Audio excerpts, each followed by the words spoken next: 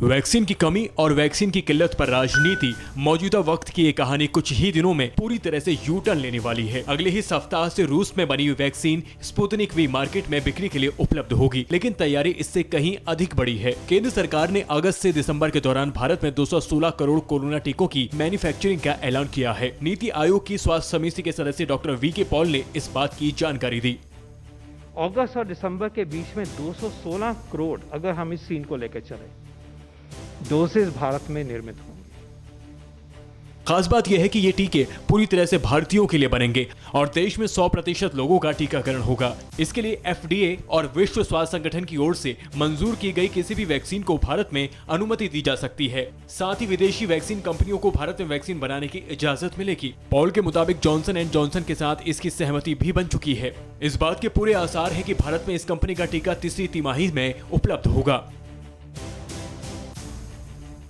दिसंबर तक 216 करोड़ वैक्सीन की डोज बना लेने और सबको वैक्सीनेट करने का सरकार का प्लान पूरी तरह से तैयार है। आइए देखते हैं कि इस मंजिल को हासिल करने में कहां-कहां से क्या योगदान मिलने वाला है।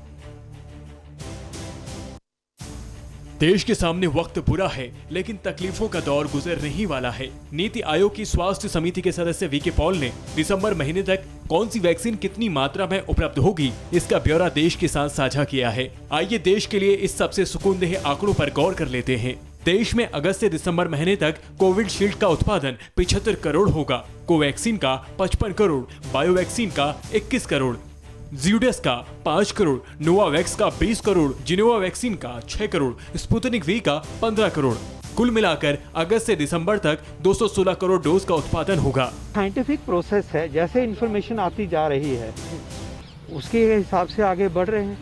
इन सवालों के जवाब तो साइंस ने देने हैं और उसको पूरा उसके जो बताया जाएगा एंटेगी वो साइंटिफिक बेसिस समझाते हैं।